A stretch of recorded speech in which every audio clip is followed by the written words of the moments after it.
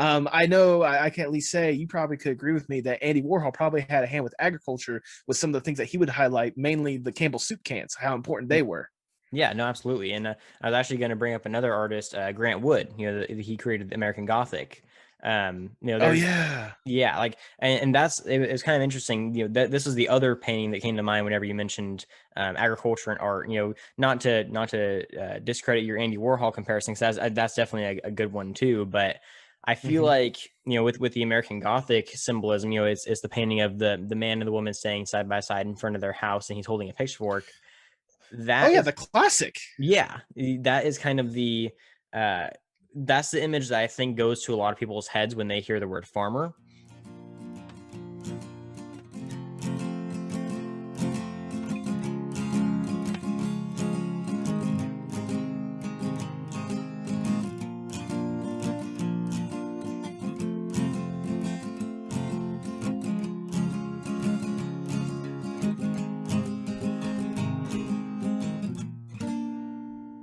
Hello and welcome to Talk Ag to Me, the podcast dedicated to improving ag literacy around the globe. I'm your host, Brandon Black, and in today's episode, we're talking about agriculture and art, two of the less common things you could possibly compare, but we're going to find a way to do it anyways. Today, joining with us is our guest, Nathan, the host of the Postmodern Art podcast. I'm going to let him go ahead and give his own introduction, so go ahead and take it away. Thank you so much, Brandon. My name is Nathan Ragland. I am the host of the Postmodern Art Podcast, the podcast dedicated to giving artists who are wowing the world over the platform they deserve. I bring on artists every week, and I try to give them the spotlight, give them the platform they deserve for the incredible art that they're bringing into the world. Awesome. Well, yeah, I'm glad to hear it. I was very, very surprised to hear you reach out to me on Reddit, which, as any of our listeners know, is where I find most of my guests, because you find some very interesting people on Reddit.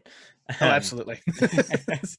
But yeah, so like we were talking about before the episode, I've made it my goal to try to find a way to relate agriculture to everything possible. I mean, so far we've gotten music, video games, movies, books, and now art. That's one that I definitely wasn't expecting, but as soon as you brought it up, I was like, that's a great idea. There's so many connections there.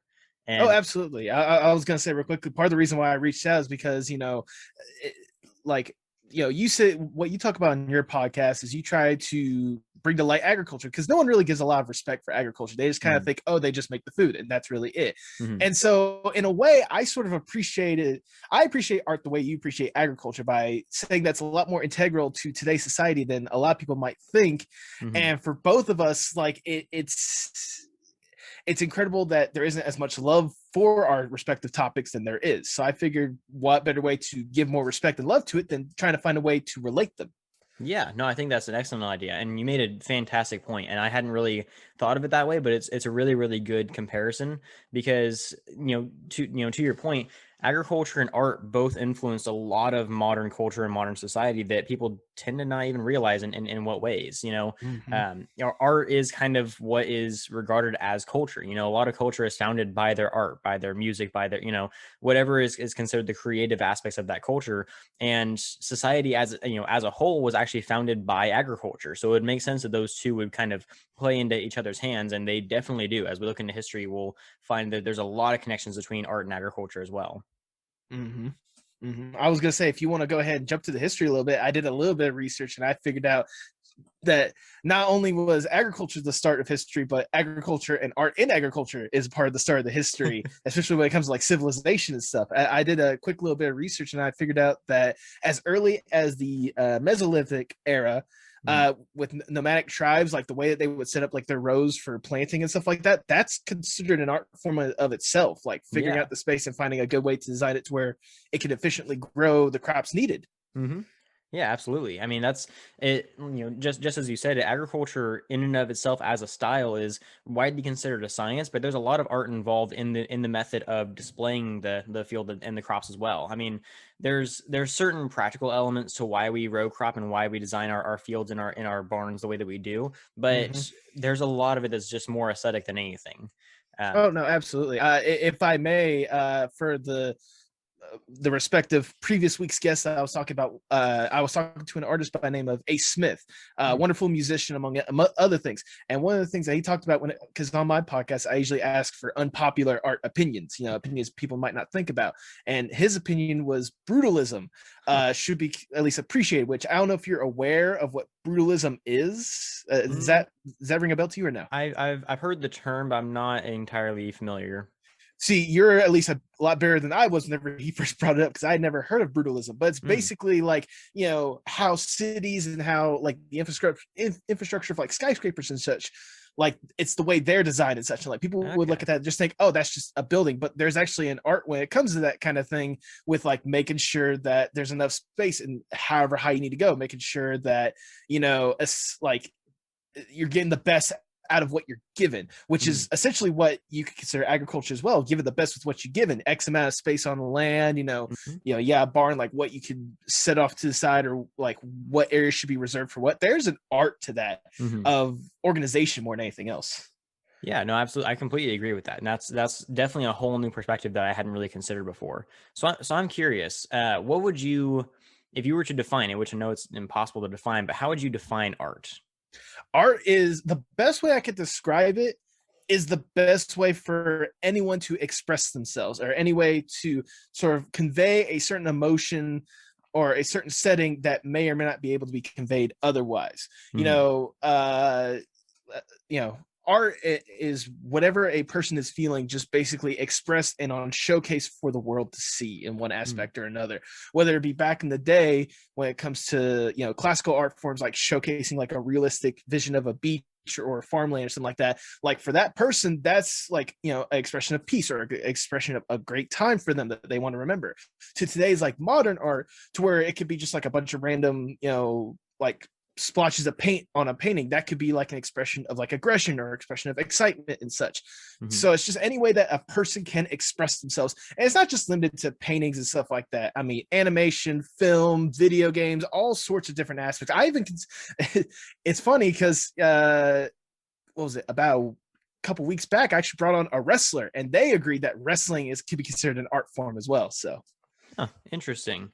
Yeah, no, I definitely agree with that definition. That makes a lot of sense. And that kind of ties back into what we were saying about agriculture being an art, because it exists as a form of self-expression. People regard their forms of agriculture better than others because of the way that they design. Like, farming can, as a branch of agriculture, farming can be very prideful in a sense, because people tend to associate it with like, this is my style of life, this is this is my expression of how I grew up. Like it's almost like it captures, and this is another thing that I would add to your definition of art, is it captures a piece of history. There you go. And I think agriculture does an excellent job of that too, because agriculture, as much as it's a representation of the future and potential, it's also a representation of how far we've come as a society. And so there's a lot of self-expression in agriculture as well, no matter how scientific or business-like that people tend to try to make it. Oh, absolutely. If I may, like, this is going to sound cheesy, but, as much as art is a part of history, agriculture is basically ingrained in history, if I do say so myself. It absolutely is. And that's the part that kind of gets left out of the textbooks every now and then. In every history class, you learn what the cotton gin is, but you never figured out why the cotton gin was such a big deal when it was.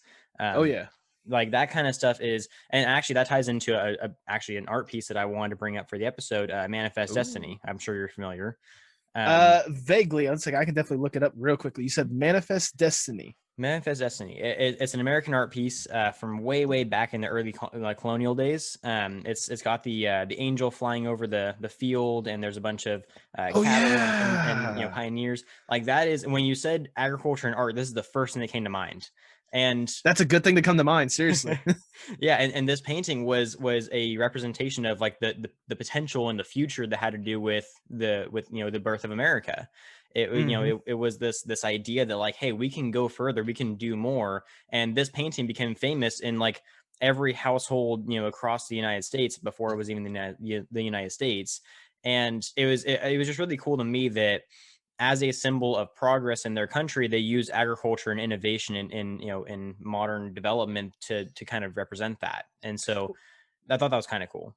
Oh no, it absolutely is cool. I was gonna say, to go even one step further with it, like for people that did see that, I wonder how many people saw that and like it convinced them, hey, maybe we should seriously consider agriculture, considering the fact that it's looked upon so kindly like this. Mhm. Like that's another thing when it comes to art. Like, it could definitely convey a message. It could definitely convince people, hey, we should definitely try this. I mean, I'm sure you've talked about in the past about like certain, I'm not gonna say propaganda, but certain pieces throughout the like history, like convincing people like joining the military or joining this cause and such.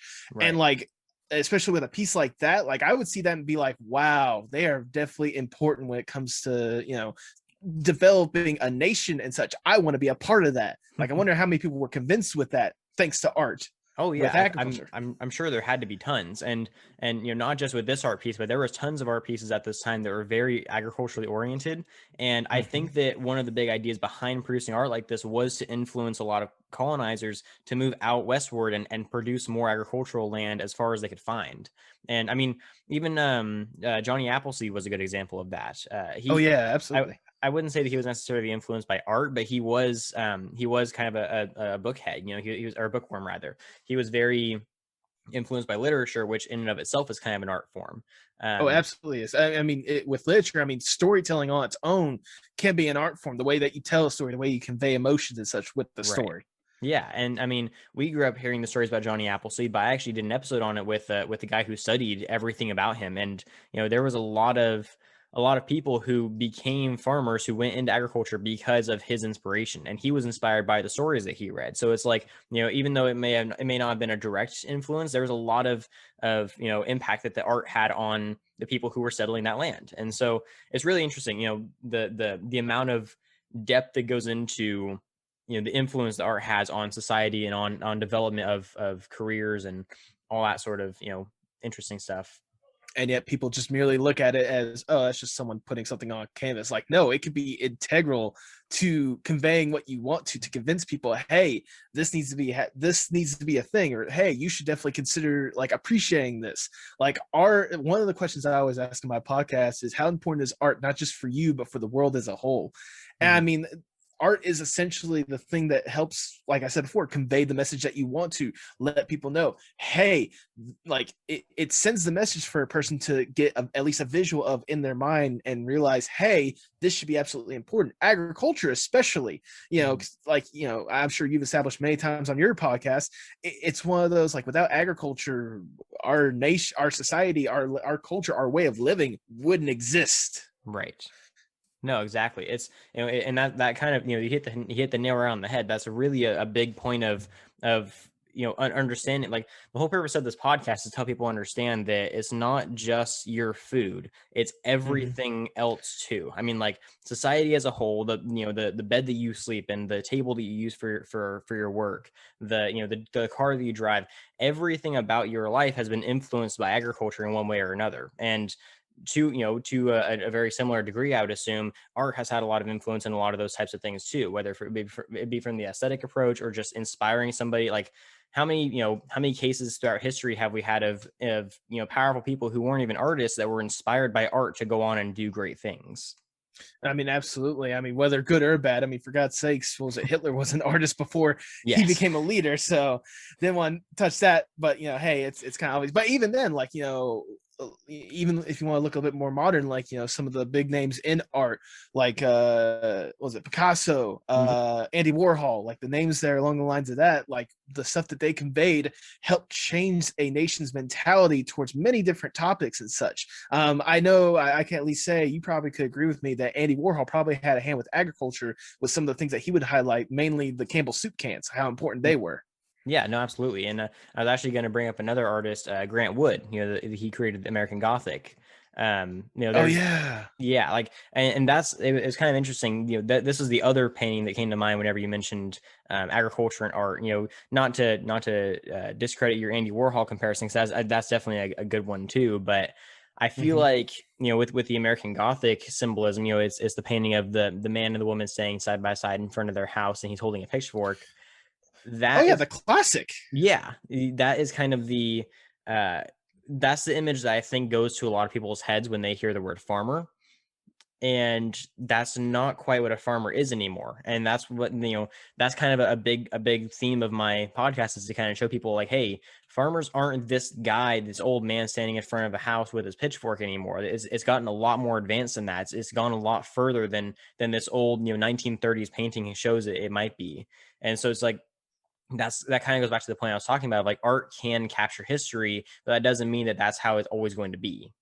No, absolutely. I mean, I'm sure you've seen this with agriculture as well. Times are always going to be changing, and people are going to need to adapt. And with new things they're adapting, the way of life isn't always going to be the same. So that classic, painting that you're talking about with, the man and the wife with his pitchfork, like that may have been a snapshot in that period of time, but that's not exactly a snapshot of today's society.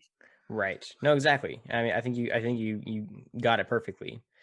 So Mm. I was kind of curious, diving into the culture side of agriculture. Um, if we go back, to the very, very first society, we see that they were farmers. The first ever inch of civilization was developed on the first ever plotted farmland. Mhm. And I don't think it was very long after that. It actually might have even been before that the first art was ever formed. Is that, am I accurate in saying? I would say you're accurate. I'm not exactly the biggest expert on that, but I mean, you got to realize, like, especially back with the nomadic tribes that we had talked about before, like, some people, as simple as a drawing on a painting telling the people about, a wild boar that they killed or something like that's considered art, especially nowadays. In fact, that was a way to convey a message to maybe future nomadic tribes to be like, hey, this is the kind of stuff we saw here and such. Hmm. So, I mean, in a way, it's very hand in hand, because art, in a way, assisted with agriculture for those prehistoric for the primitive tribes of before. Yeah, no, definitely. I think that, and that's a big point too, is that art can be served can be used to serve communication purposes. Mm-hmm. That's a big thing that's often overlooked too, is, there's a lot more utility in art than just looking at it and thinking it looks cool. I mean, it can serve as communication, it can serve as cultural inspiration and development. It can kind of serve as a telling piece of where society is when it was created. Mm-hmm. Like we mentioned, the capturing history thing. I was actually doing some research because we talked about looking into the animation side of things too. Mm-hmm. The earliest recorded animations, they're not like the animations that we understand now, obviously, but they're back Right. in ancient Greece. Oh wait, what? Yeah, that's right. I forgot about that. Kind of like the standard, like, basically like what we would consider like a storyboard these days. Right. Yeah, no, they had and I'm not sure if they're regarding it like the carvings they used to put on like pots or something like that, or if it's like the drawings that they found on paper or on walls, or what they considered the earliest animation. But yeah, it dated back to ancient Greece, back to like the old philosopher days. Um, Mm-hmm. and because I was looking up, because I was always under the impression that the animation kind of started around the Walt Disney era, but that's like modern animation started around that area. Like the earliest form of animation was way, way, way before that. Oh yeah. No, I mean, there was always like primitive animation, like you said before. It's more or less just a way of storytelling and such. Like, that the ancient Greeks used that. I can imagine people, if they really think about it enough, like the hieroglyphics of ancient Egypt could also be Mhm. considered animation if you look at it fast enough. Right. Yeah, no, exactly. I mean, it kind of seemed to me the animation was almost used to describe as like multiple pieces of art that tell a story, is kind of Mm-hmm. how they described it, which makes a lot more sense because that's what animation is now. It's just that now you stack them on top of each other to make them move. But yeah, no, I thought that was really, really interesting because I was trying to find, I mean, I was doing a ton of research on Walt Disney and like, the early days of Disney animation and all that kind of stuff, trying to see if I could find something on, well, maybe, one of his animators was a farmer or something like that, because like we know that Disneyland was built on it was built on orange orchards. It used to be farmland until it was turned into Disneyland. Oh right, absolutely, yeah. So I was like, well, maybe like some like the locals that were farmers went on to become animators for him. Couldn't find anything in that, but I did find a lot of interesting stuff about, yeah, the origins of animation, how far it's come, or some of the earlier animations were actually about some farming families and that sort of stuff. Oh It yeah. was really interesting. Well, I imagine they probably also used a lot of the early animations to help like we said before, like convey how important like food is for that kind of stuff. I mean, if you really think about it, like the first quote unquote Disney animation or the first like Mickey Mouse animation was technically an example of agriculture, because they were transporting potatoes, they were transporting food from one place to another. Yeah, no, you're absolutely right. So yeah, no, it's and that's that's an excellent point of what I was what I was getting at, was that there's a lot of early examples of agriculture in things that we typically wouldn't associate with them with. But that's, again, the whole theme of this whole show is like, hey, movies, video games, books, they all have ag tied in them everywhere. You just don't realize it, how deeply they're there. And Oh no, absolutely. I was gonna say, like I said before, I actually listened to your podcast a good couple times. One of the episodes that definitely grabbed my attention, and I know I'm not the first person to say this, was your Star Wars episode about the water farms or whatnot. Like the way that you broke it down and talked about it is a way I had never thought about Star Wars before, but it makes absolutely so much sense. right. Yeah, no, it's crazy the amount of things that tie together, and like how, how all of them have different, implications into the same, the same general narrative. And the thing about it is, and I'm sure you know this from the storytelling perspective, is that the same stories are being told over and over and over again, just with different skins. And so Right. that's naturally going to have certain elements that are going to be consistent. I mean, like food is always going to be a consistent element of storytelling, because we need food to survive. So that's always going to be there. It's Um, essential. Right. And you don't get food without agriculture. So some aspect of agriculture is always going to be relevant in some level of storytelling at some point along the way. It doesn't matter Mhm. if it's Star Wars or Harry Potter or, anything that you look into, there's agriculture in there if you can look hard enough. And it's not one of the things that's like, you have to theorize about it being there. It's there. It's just, it may not be the most relevant part of the story, but it's there in the background. And that's kind of more telling than anything, is that agriculture is always there in the background. And that's kind of the powerful part of storytelling, and also the powerful part of art. It doesn't always make its biggest appearance, but it's still relevant even if you don't see it right away. Oh no, absolutely. I mean, like you sort of established, art is, or not art, agriculture is definitely more or less a bedrock for any sort of stories that you want to talk about. Because I mean, like, stories, and especially, movies and such, like they're based at least somewhat in reality. There's some form of reality in it. And the reality is modern day people cannot live without agriculture, like without food, without water, without the bare essentials, Right. like it makes, what's the word I'm trying to look for? Uh Dang it, I had it and I lost it. This happens to me so much. Words are wonderful, aren't they? Yes. Uh, uh come on, bring it back. No, it's like it's the bedrock. It's essential. Like it's not gonna always be up there, up front in your face or whatnot. Like there might be some occasions, and there might be some forms of like animation such that's gonna be right there in your face, because that's might be part of the story that they're trying to tell. But at the same time, with any sort of story that's gonna be told, like that has to be a part of it, one aspect or another, because that's reality. That's life. Yeah, no, you're absolutely right. And I think that, there's always going to be, as we mentioned, like agriculture being the founder of society and art being the founder of culture, those two things are going to have to be relevant in every form of continuance of culture and society that we ever talk about. One of the things I kind of want to touch on too was that we very recently, as agriculturalists, have discovered the value of soil again. Mm-hmm. We started to realize how essential soil is in everything that we do. The tie it has to our survival, to the tie it has to like climate protection and all that kind of stuff. Environmental protection, all that. It ties back into the soil. Interestingly Mm-hmm. enough, we found art from like the earliest civilizations, like what we consider art, like their earliest forms of capturing some of that stuff. And a ton of their, what probably would be considered animations by historical standards, is about soil. It kind of, it's like you talked about the hieroglyphics. It kind of illustrates that how much they value the soil, and like their appreciation for the earth and the food and all that kind of stuff, and how it all ties together. Their earliest Mm-hmm. forms of art were about agriculture, and they kind of, it was funny, they used the two things that we're talking about, agriculture and art, to talk about the things that they valued most in their society. Yeah.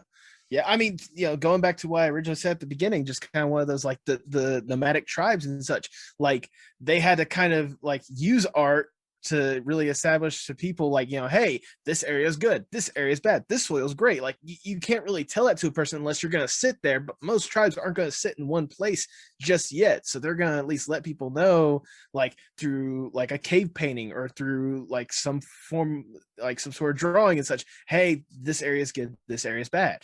Right. Yeah, no, that's absolutely. It's just it's crazy to me, the intricacies of our own culture that we have no regard for. We've lost a lot of that stuff in our modern communications. But as both of our podcasts are trying to do, we're trying to bring some of that stuff back. We're trying to get the conversation back on track to where it should be.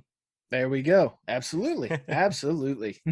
So now I wanted to kind of shift gears a little bit and talk about some of the more modern examples of art and agriculture, even taking the animation side of things. So I wanted to list a couple examples of animated movies that I've actually been wanting to do episodes on recently, that are about agriculture.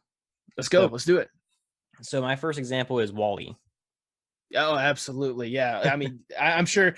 Have you not had an episode on this? I thought you did have an episode on WALL-E alone. We've talked about it very briefly in other episodes, but I've never had a solo episode on it. And it would take me a solid hour to explain every connection to agriculture that WALL-E has. But oh goodness. No, you definitely need to have that dedicated episode with anyone. Go ahead and make the call out there. For anyone that's interested in coming on this podcast, sit down with him, talk about WALL-E, because it is absolutely worth it. And to go with your point, it's absolutely, it's important because, you talked about like how people nowadays are realizing the importance of like soil and the importance of agriculture, especially in today's society. Well, WALL-E's basically the dramatic, but the exact example of, hey, if we don't take care of the earth and all the agriculture's gone, this is what might happen.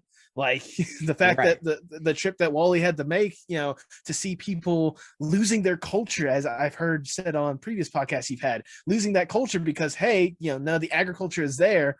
Like it blows my mind. Just like it's the perfect shining example of the best blend of art with agriculture.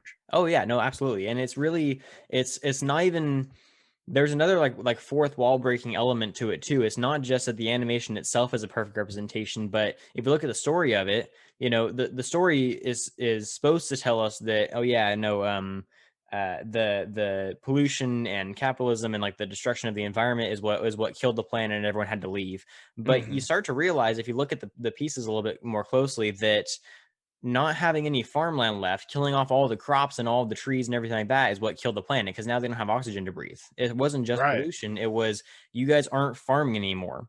And you mentioned it as well. Once they all go up on the ship, they have no culture left. Like they have technology, they have food, they have, all the things that we value as a society. They're relaxed, they have a beach, they have all of those great things. I didn't see a single art room in that entire place. I didn't see any music. I didn't see any expression. They have an education system that barely works.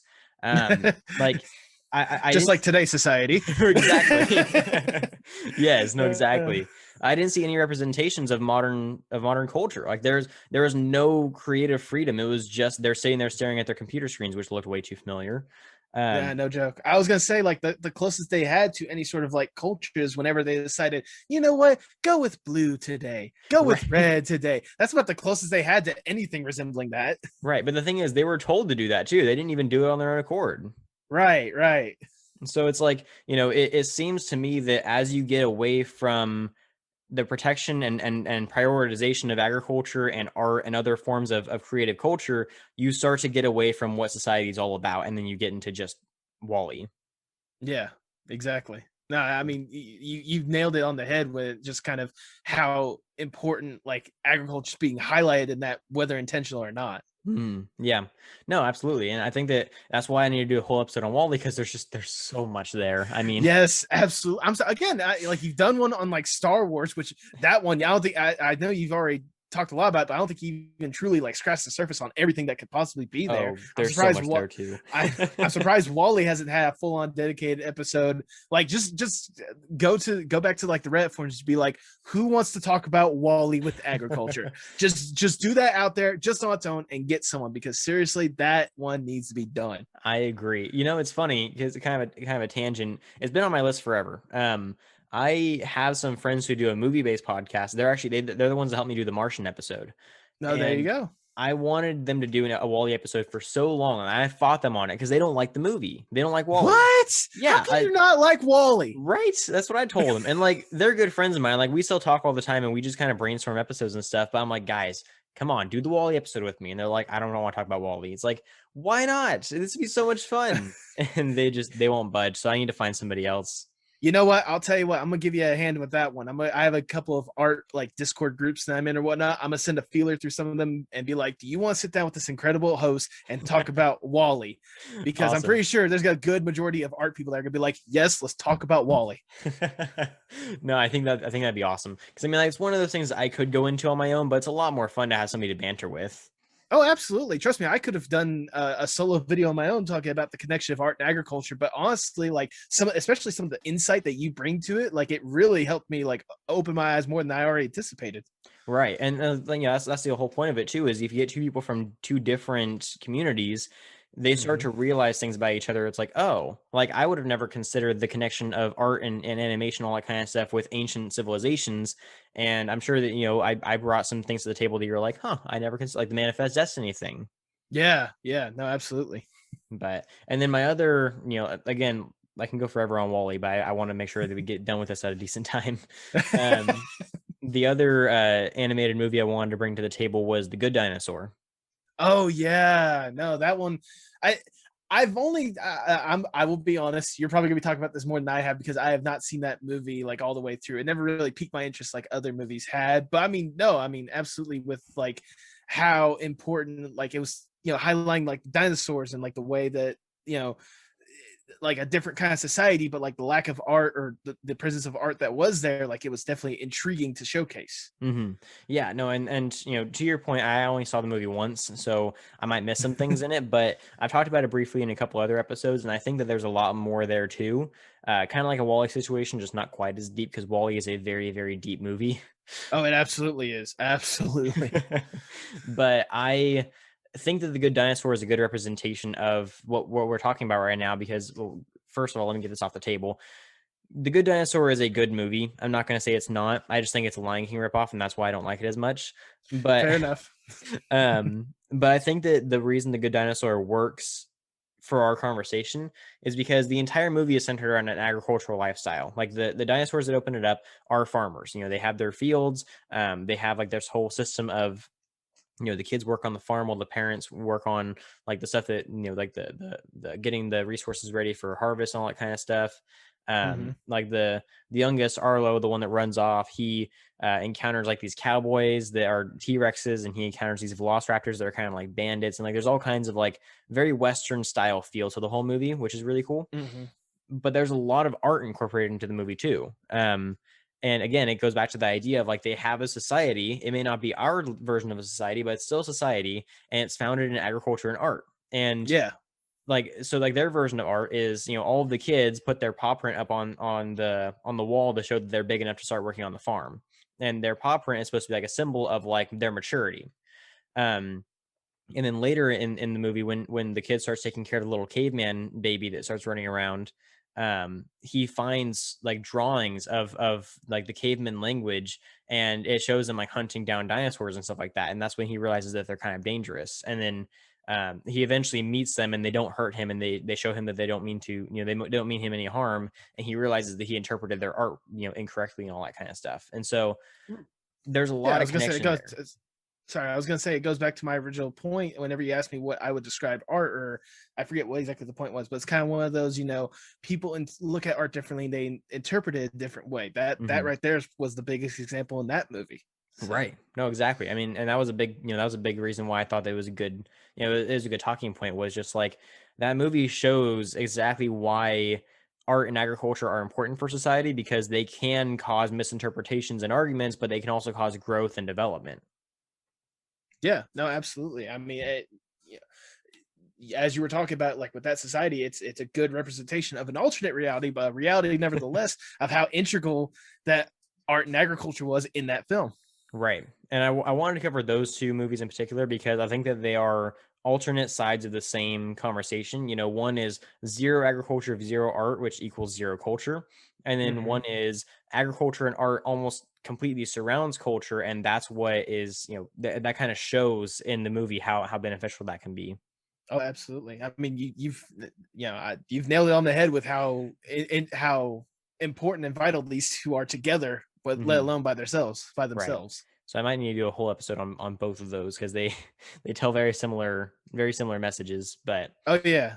Um, but yeah, so that was kind of my two pieces for the modern, interpretations of agriculture and art in like modern animation and stuff. I don't know if you had anything else you wanted to add to that. When it comes to that, no, not really. I mean, I could talk all about art just all day, but I have a podcast for that. Right. But yeah, uh, so I don't know if you had any other questions you wanted to ask, or if you had any other points you really wanted to cover. Those are all the things I had on my list, but Oh no, absolutely. Well, one thing I do want to at least highlight, especially nowadays, with these days being the weirdest of times as possible, is how important art and agriculture are in today's society as mhm, well. Not just like modern, because like no offense to Wally and such, but like those have definitely had their time in the spotlight and such. right, But like it's not like agriculture is going to stop. It's not like art's going to stop. Like right, in today's society, especially with everyone being at home and such, there's a lot of influence from both aspects, trying to, I guess, modernize it and make people realize how vital it was. I know with quarantine, whenever that actually happened, like one of the major talking points was essential workers and mhm. such. And I mean, I think any of us could agree that agriculture is essential. I would hope so. Yes, I was going to say, as a matter of fact, what was it? One of the things I wanted to talk about, and I'm surprised you didn't ask at the beginning of the podcast. I actually currently work at a warehouse for like farming supplies and such. Like, Okay. if you ever heard of Kubota, Oh yeah, I know Kubota. yeah, I was gonna say I work at the North American distribution center for Kubota. Oh So wow. like we ship out like all sorts of different tractors and all sorts of different parts and such. That's integral.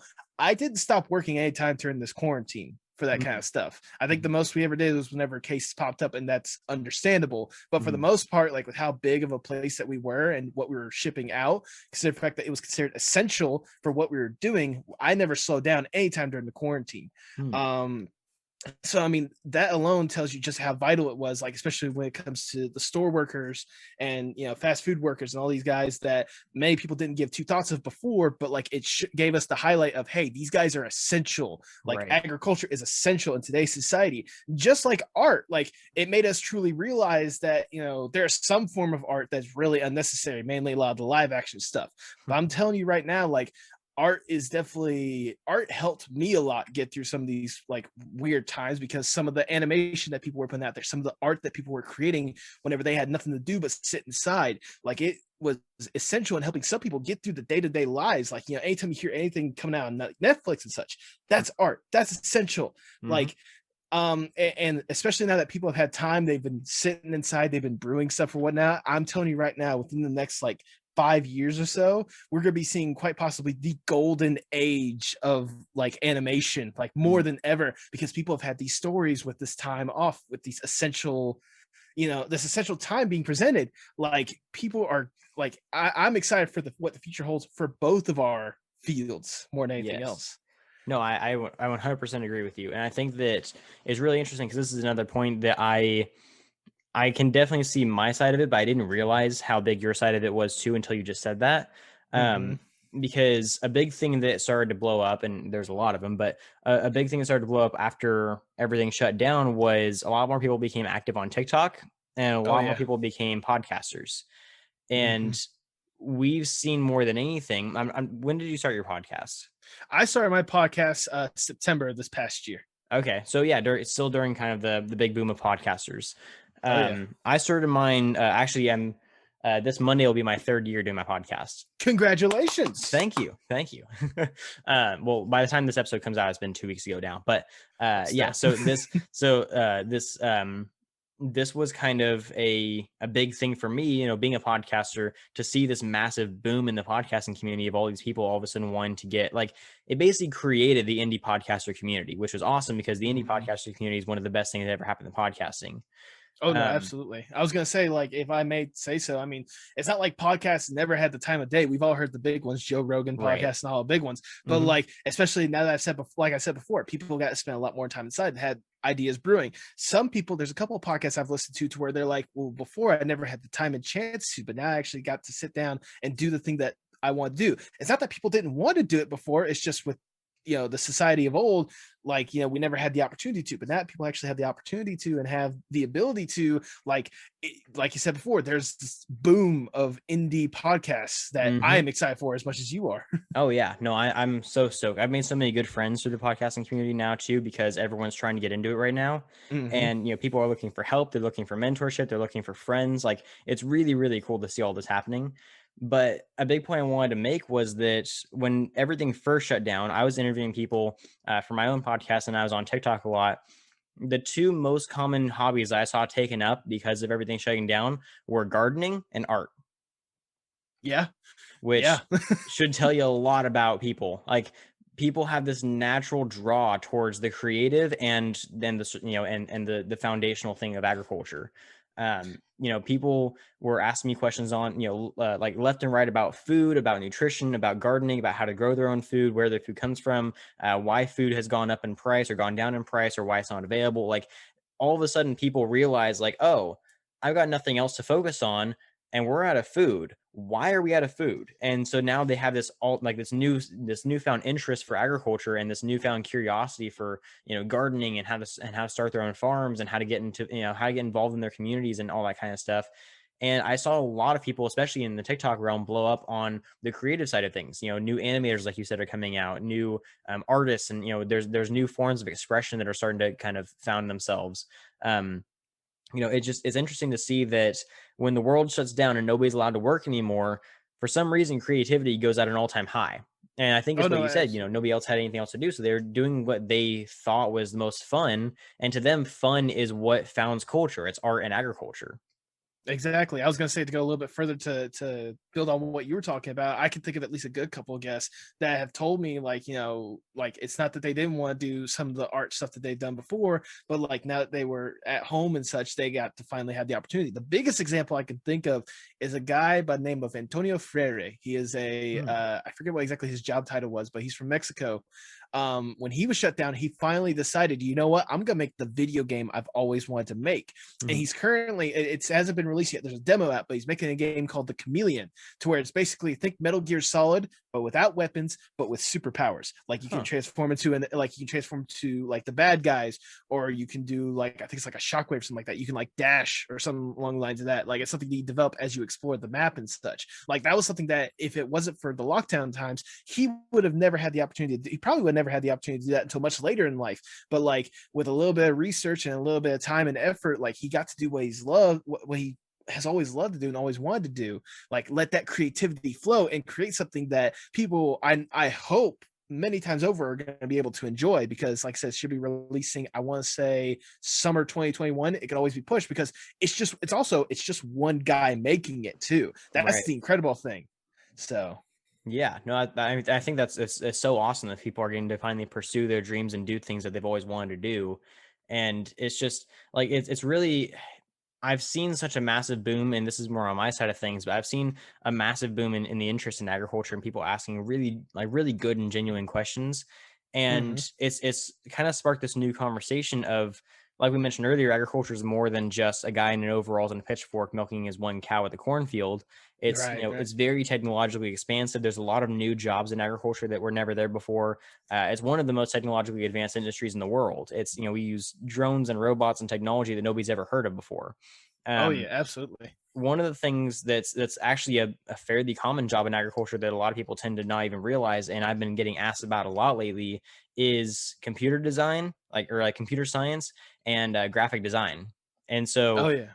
art in agriculture, on the literal sense, is actually a job that is in high demand right now. Like, graphic designers and animators and educational art producers and all that kind of stuff for agriculture is something that is somewhat of a new market that a lot of people are really looking into, or that a lot of people are starting to finally ask questions about, that they really should be looking into, because it's just like, I have so many friends that are artists, that are computer scientists, that are graphic designers, that are, they have all this interest in this cool stuff, and they're having trouble finding a job. I was like, look, there's tons of new ad companies that are looking for people like you. They want Oh yeah. creative minds, they want new innovation, they want, young people that want to have fun and create, very, very colorful and effective animations that spread, they either sell a product, or they spread a message, or they help educate, or just they bring awareness to things.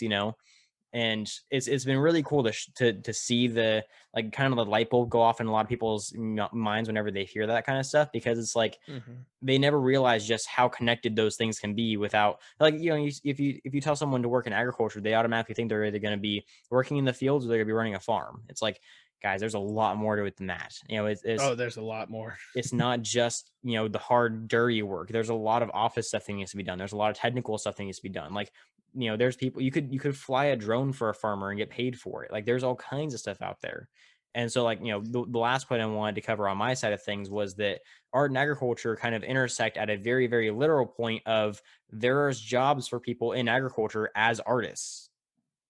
Oh yeah, no, absolutely. I mean, one of the things, like the thing that we've been talking about basically the entire time, and the thing that your podcast is essentially based around, is kind of, people don't truly understand or don't truly realize just how important art and agriculture is. And I think that for both of our fields and such, like it's hard not to have one without the other, because it's one of those, without art, there isn't a way to sort of showcase to the people, like, hey, this is what actually it is. This is the Mhm. thing that, this is vital for what you guys need to do.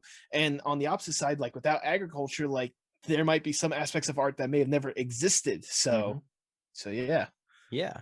No, I think that there's, with any conversation that involves these two things, or anything that involves, cultural foundation, there's always more to talk about. But I think that kind of addressed all the points that I had on the subject. I don't know if there's anything else you wanted to add to it, or any other questions or anything that you wanted to bring up. There's one quote, I am paraphrasing, but there's one quote that I wanted to say, that while I was doing my little research, I saw, and I thought it'd be a perfect way to kind of cap off what you and I are talking about. All right, Like I let's said, hear it. I'm paraphrasing from, the guy's name is John Shipman, Mhm. but it is that art and agriculture are actually the perfect match. They are both creative enterprises that result in nourishment, one for the body and one for the soul. But if both are done at the to the utmost, they can offer nourishment for both. I like that. I, I saw that and I'm like, that's the perfect way to kind of describe just how important art and agriculture is for society, for our culture. Yes. No, I think that's a perfect. That actually might be my teaser for this episode. There you go. There you go. I'm perfectly fine with that being teaser, or have me yelling out, "Hey, get someone on here talk about Wally." One of the two. That I wrote that one down too, so that one might be coming back later. There you But go. no, I think that was a beautiful way to end off the episode. And it's a very artistic quote, but it's also a very representative of agriculture as well. Hmm. Hmm. So awesome. Well, I think that's a good wrapping up point for this conversation. Thanks again so much for joining me and for bringing all those great points. I hope that this kind of went the direction you were looking for. Oh my God, this went even better than I was anticipating. Like this was a great conversation. Like I'm not gonna say I didn't expect nothing. Again, I've listened to some of the episodes of your podcast. You do a great job on your end, but like actually getting to sit down and talk with you, and like some of the points that you brought up that I'd never thought of before, and just the conversation as a whole, like it was a great conversation that I'd love to have a million times over. Awesome. Well, like I said, I mean, this goes for any guests that I have on the podcast, especially those who have really, really solid and deep conversations, and there's always more to talk about. You're more than welcome to come back on for a future episode if we come up with more stuff to bring up and address on this topic, which, like I said, there's plenty of. I But mean, push come to shove, if I can't find anyone to get on for the Wally episode, I'm claiming that spot. I'm gonna try to see if I can get other people to promote themselves first, because as something with the art community, I like to try to promote others before I promote myself. But if mhm. no one else takes up the offer, I'm more than happy to take it. Hey, like I said, I've been wanting to do the episode. Doesn't really matter to me who does it, but it seems like you have a good, a good foundation for that episode, and I think that if you're wanting it, you can have it. I'll definitely consider it. Like I said, I'm definitely gonna throw the waiver out to someone else to give them the chance to promote themselves before I decide to do it myself. So, Oh yeah, I'll keep asking around, but don't think that I'm keeping you out of the draw just yet. Oh no, absolutely. If nothing else, depending on who I ask, I can just be a part of the episode. I can just dip in and be like, "Hey, how about another person for this one?" There you go. Yeah, I'm perfectly fine with 3-person interviews. That's the more the merrier. Only 3?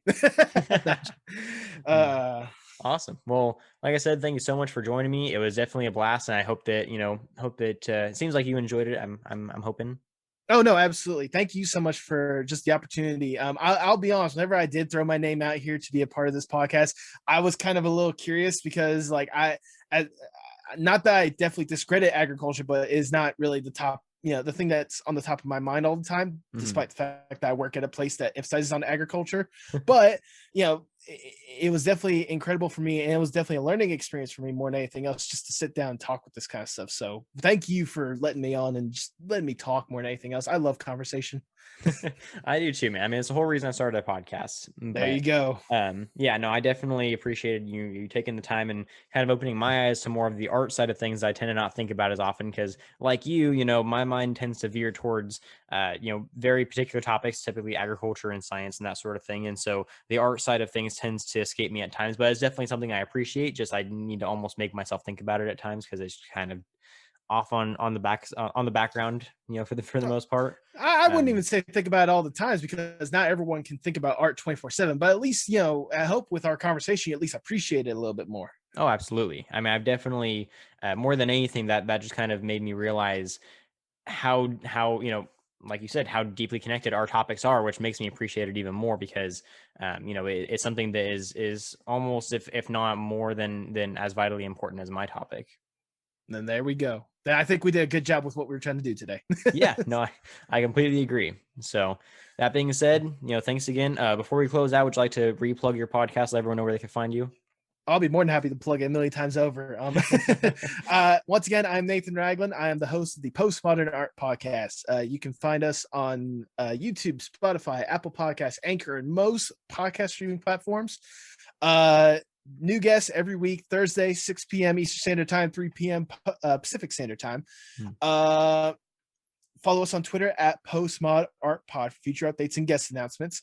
And also, if you love what I do and want to help support me, I do have a merch shop to where I'm actually bringing on artists and making sure to showcase their art that's based around my podcast, while also making sure that they get credit and a part of the cut as well. So go to teespring.com/stores/PMAP to get some of the amazing merch today. Awesome. Well, yeah, I'll definitely put all your links down in the description so everyone can go find you. Knowing that you work on merch, I actually might have you help me with some stuff. Duly noted. If you have some ideas, bring some my way. If nothing else, I know a couple of graphic designers out there, and I know a couple of people that might be able to give a cool little like new coat of paint to this incredible podcast you have. Awesome. Well, I definitely appreciate that. But thanks again, Nathan, for joining me. It was sure a pleasure.